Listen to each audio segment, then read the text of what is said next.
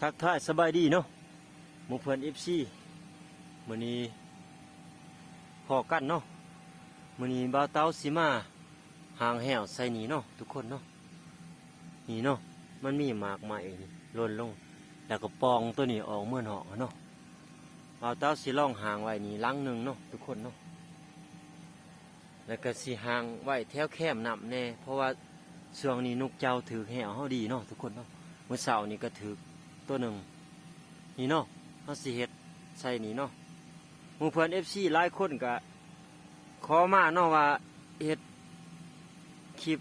วิธีเฮ็ดแหวให้เบิ่งแน่เนาะมื้อนี้มีโอกาสแล้วเนาะเฮาสิเฮ็ดให้หมู่เพื่อน FC เฮาได้เบิ่งเนาะเฮาสิเฮ็ดเป็นแหวสารวัตรเด้อทุกคนนี่ใส่มองนี่ครับอีเท่ากับนี่เนาะทุกคนเห็ดลักมันก่อนเนาะ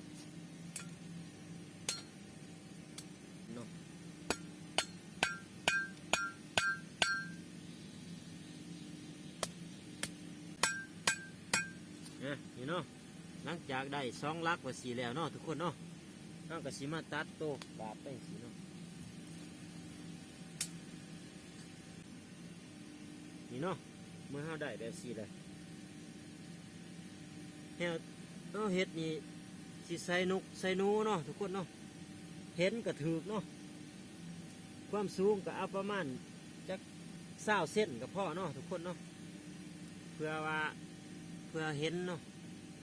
เพื่อว่าเห็นสีขาวเนาะ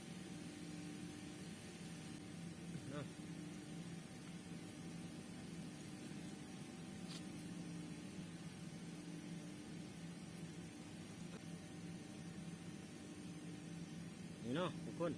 หลังจากมัดตัวนี้แล้วเฮากะสีหาใหม่มาเห็ดมอนมันเนาะทุกคนเนาะใหม่เฮาเสียดมอนมันเนาะ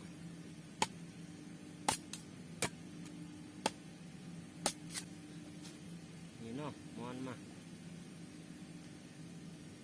สีเห็ดซ้ำ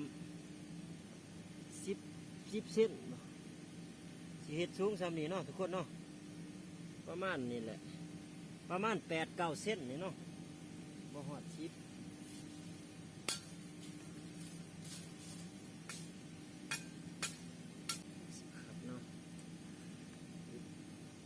คนเนาะสำหรับตัวนี้ไม่เฮาสิเฮ็ดไล่มันเนาะทุกคนเนาะตัวนี้เป็นไล่ขัดเนาะใส่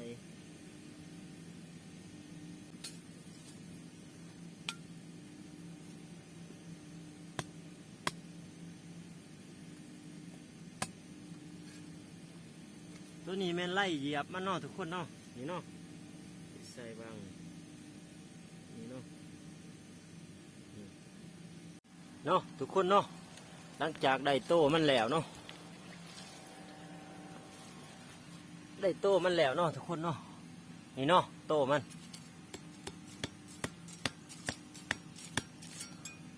ได้โตมันแล้วจะสีเลยถ้าสิไปหาขั้นเนาะบาดนี้ขั้นก็เหลือเอาขั้นแข็งๆเนาะทุกคนเนาะไปสิพาไปตัดขั้นเนาะโอ้นี่เนาะทุกคนเนาะขั้นมันเนาะเอาสิเอานี่เนาะทุกคนเนาะได้ขั้นมันแหละได้ขั้นมันเลยฮะเกิดมาสิมาซักขั้นมันเนาะนี่มันสีซักมองนี่เนาะทุกคนเนาะนี่เนาะซักขั้นมันอยู่นี่กงไปใส่แหวเขาอยู่บนเนาะทุกคนเนาะซักขั้นแล้วกงล่องเบิงเนาะว่ามันสีตรงกับมองแหวเขาหรือบ่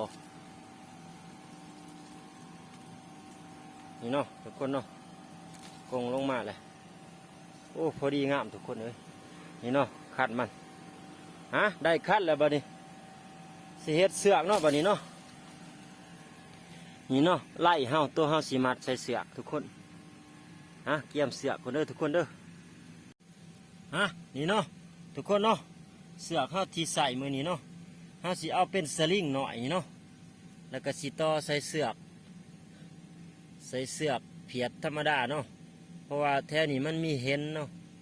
อย่ามันขาดนี่เนาะทุกคนเนาะ ต่อแบบง่ายๆเลยนี่เนาะต่อแบบบานๆเลยบ่ต้องมีพิธีรีตองเนาะต่อแล้วก็ดึงแน่นี่เนาะนี่แหละสำนีก็อยู่เลยเนาะทุกคนเนาะนี่เนาะเสือกเฮาอันนี้แม่นบ่วงเนาะเป็นสลิงหน่อยเด้อทุกคนเด้อวันนี้เฮาก็สิมามัดใส่ไล่นี่เนาะไล่ตัวเฮาเกี่ยมไว้นี่เนาะทุกคนเนาะตัวนี้แม่นไล่ขัดเนาะตัวนี้นี่แม่นไล่เหยียบเด้อทุกคนเด้อนี่เนาะเอาประมาณนี้เด้อบ่ให้มันใกล้เมื่อหลายนี่เนาะวิธีมัดของเฮาเบิ่งน้ำกันเด้อหมู่เพิ่น FC นี่เนาะ2 ทบเนาะทุกคนเนาะแล้วก็ดึงแน่นๆเนาะนี่เนาะทุกคนเนาะได้แล้วประมาณนี้เสือกร่วมเบิดนี่ก็ประมาณเมตรปลายเนาะ1.30 เมตรเบื้องนี้เฮาก็จะมาเฮ็ดขอดจังซี่เนาะเพราะว่าเฮาสีเกี่ยวใส่ขั้นแหวเนาะนี่ได้จังซี่เลยไปเอาไปใส่ขั้นแหวเนาะบาดนี้ทุกคนนี่เนาะได้เสือกจังซี่เลยเนาะทุกคนเนาะกระบวงเลยเฮาก็สีมาสอดใส่ขั้นแหวเนาะนี่เนาะทุกคนขั้นที่เฮาเกี่ยมไว้นี่เนาะกงลงมานี่ทุกคนสอดเข่านี้เนาะ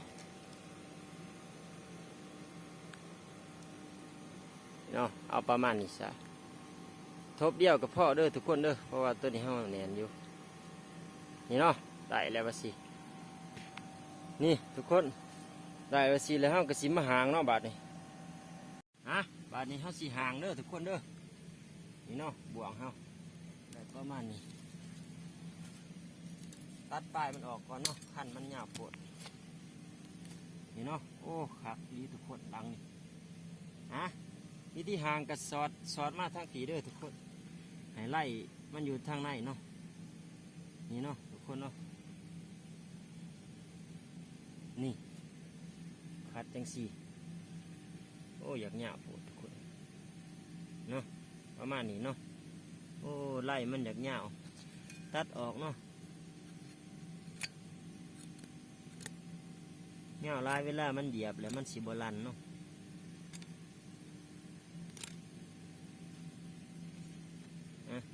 ประมาณนี้เนาะทุกคนนี่เนาะได้แหละเอาก็เอาตัวนี้คัดเนาะไล่คัดนี่เนาะประมาณนี้เนาะทุกคนเนาะใส่บ่วง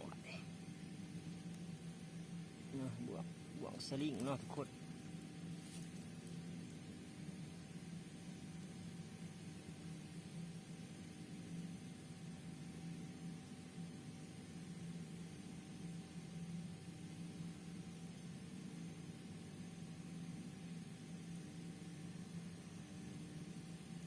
ทุกคนแล้วเนาะลักการเนาะเมื่อมีสัตว์มาเนาะมันก็จะไปเหยียบไล่ตัวนี้แล้วก็จะดึงแอปเขานี่เนาะทุกคนเนาะถือว่าเรียบร้อยเนาะลังหนึ่งนี่เนาะหมู่เพื่อน FC เนาะหางแล้วเรียบร้อยเนาะลังนี่หางใส่ปองเด้อทุกคนเด้อบ่แมนมาเผาเพียดเนาะส่วนนี้เฮาก็จะมาทมขึ้นเนาะบ่ให้มันอันนั้นนี่เนาะแล้วมาย่ามกันเนาะทุกคนเนาะมืออื่น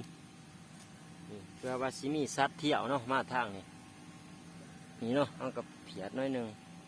นี่แคมน้องนี่เนาะทุกคนใหญ่ว่ามีนกมาเนาะสำหรับคลิปเห็ดแห่เฮาก็จบสำนี้เนาะจะได้กระพากเพื่อน FC เฮา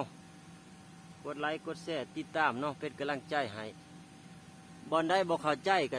สามารถคอมเมนต์ถามกันได้เด้อหมู่เพื่อน FC เนาะวิธีเห็ดแหว